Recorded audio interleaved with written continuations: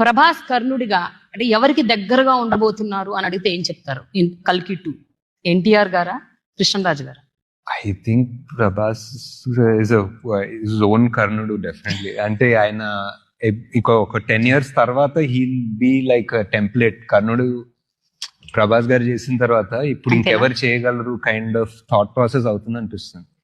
Because he just, I mean, that word I don't use much, but that cutout is just made for a kingly character.